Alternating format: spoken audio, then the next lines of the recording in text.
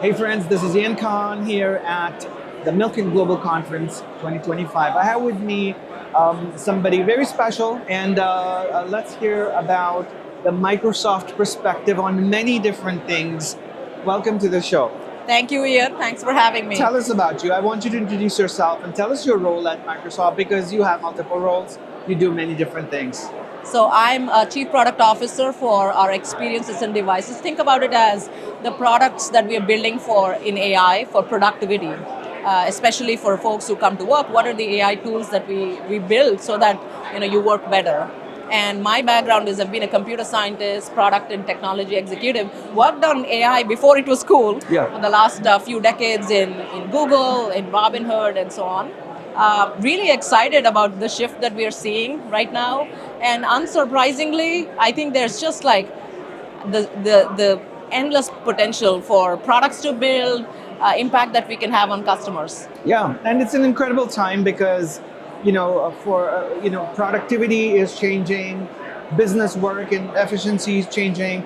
New careers are opening up. Like a few years ago, we didn't even know what the creator economy was. Now we have the creator economy, and there's many, many other things happening. Of course, Microsoft is a big part of that because of what you guys do generally, and so that it's very insightful to hear from you. You've been part of many product launches in the past. Tell us about some of the things you have worked on in your career. Yeah, and I think about kind of the evolution. I've been part of and led the shift in almost every technology shift, like internet. Worked on the Google search and web, and with mobile, worked on like mobile assistant and so on, and Robinhood. And to me, I think this time it just feels very different.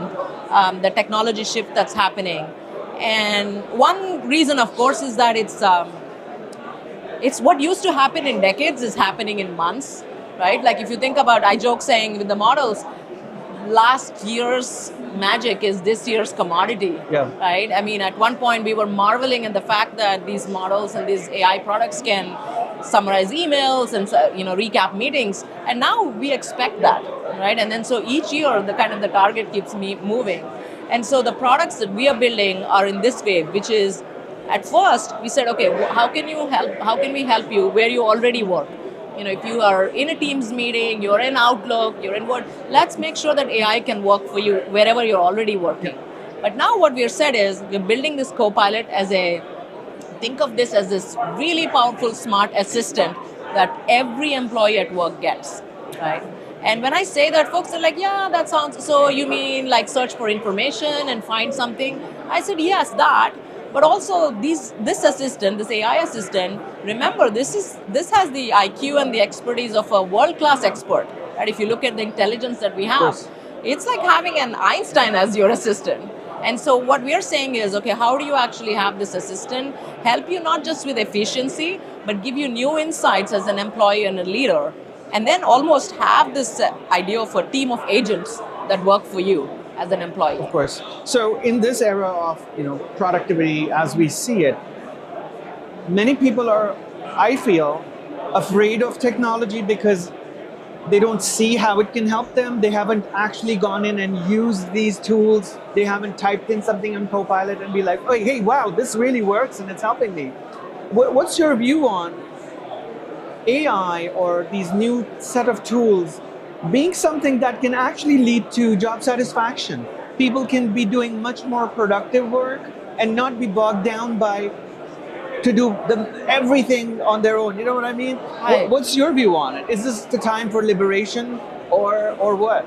I have to tell you an anecdote here, which is, we were doing user research and customer research, and one of the folks said, I never thought my work would be, and this is a lawyer, and he said, most of my work, I use 5% of what I really went to law school for, because I'm moving this thing here and that thing there and rewriting some part of the document and filling the forms and all of this stuff that's really not the core of what I do. So I think that is the opportunity. If you're starting to use AI, I would say this is an opportunity to say, get the mundane out, get the drudgery out. AI is great for that. If you want to wade through 300 emails from, you came back from vacation, great, put the AI to work, right? Yeah. And so that frees you up to do the work that you actually are trained for and like. Exactly. So I think with the emergence of technology, especially the last couple of years with agentic workflows and agents and generative AI, I feel it's also time to redefine what work means. Does work mean you're going to be sitting at a desk Yeah.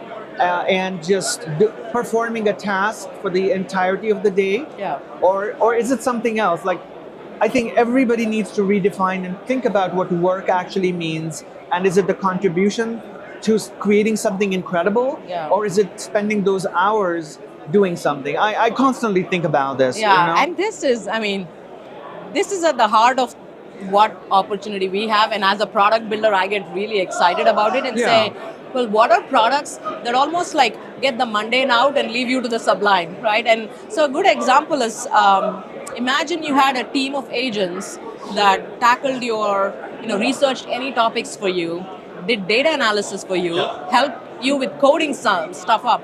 Then you're stepping back and saying, what problems should we solve? Picking the right problems, having the right ambition, course. having the right judgment and taste. These are all things that then just like it frees you up to do all of that. I do think the nature of work is going to change. In fact, we've been doing this research for the last 5 years called the Work Trend Index. And the idea was to say, let's do a survey of tens of thousands of employees and leaders across multiple countries and see what are the shifts that we are seeing in the labor force. I want to share a couple of things that just popped out at me this year. One is that 53% of all leaders want everybody to be more productive. And yet 80% of people, and that's leaders and employees, feel maxed out, right? They're like, there is no time or energy to do anything more important and more productive. And so that I think tells me that, there's clearly a capacity gap. So how do you get AI to do some of this, free up the cycles, if you will? Of course, yeah, and that's incredible. And think about all the different industries out there, different jobs. Like there are millions of different, things people do on a daily basis, and the amount of efficiency that can be gained, the amount of time that can be saved. Like I think it'll all, build up together to really unlock value in the future.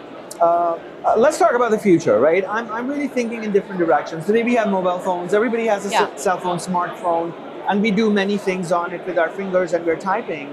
I mean, the future can also be where things are holographic projections and it has generative AI, it has your agentic workflows in it. And without, saying that Microsoft is creating something new on this line or Google is, somebody will do something incredible. What do you think about the incredible future possibilities that are not here yet? Like how can things be like 10 years from now when it comes to work and the future of work? What will people be doing? I think this is such a fascinating question because it's my email signature, by the way, is the best way to predict the future is to invent it. Yeah. So in some sense, part of me thinks about the prediction, but part of me is also like, what future do we want to invent? I would say, I want to call out three things. Number one, I do think what we are seeing in terms of like the AI adoption, the curve is like this, it's just going to go vertical. I already feel once I adopt all of these tools, I wonder how I work without it. And that phenomenon is going to happen to pretty much everybody at work, right? It's like having a phone. You can't think about like getting your work done without a phone. So that's number one. Number two, it's less individual. I think the shape of the whole company, what we think of as a company is going to change. Yeah. Think about it, right? So today, let's say you have a sales department, you have an HR department, you have a set of people who code and a set of people who test. Yeah. All those lines are just going to be erased and blurred because what you will now have is this general purpose super agents, right? The same agent can, of course, talk to the HR person and, of course, talk to the salesperson. And also, while you're at it, create an amazing dashboard. Yeah. So in that world, I do think we all have to think, well, what does a company or a team mean, right? How big does it need to be? And how do we even operate? And then the final thing, this is at the society level, I would say, is really thinking about how much of the interaction between companies are agentic, right? Today, if you think about it, most of these things, what used to be like contracts between companies or interaction, you don't think about this as another way of putting it is just like websites you can kind of like say, oh yeah, this website can link to another website. I think companies will be linked much more deeply. Yeah. Today it's a very manual thing. Somebody has to say, oh, if I have to connect, I don't know, Spotify with Ticketmaster, you have to do something manual to connect these companies. Of But if course. we had agents, every company, every team, every person has an agent. What does that world, what does that web of agents look like? Yeah, I love it, and I really feel this is an incredible time. And the most difficult part is to actually understand why is it an incredible time. And I think we need to focus on that and talk more about it. And that's how, we will know. Yes, and I think in this case, I feel I have a strong opinion on one thing that I'll share, which is, we absolutely need to talk about it and read about it. But my common advice to people getting into the AI is do stuff with it. Like it's a contact sport.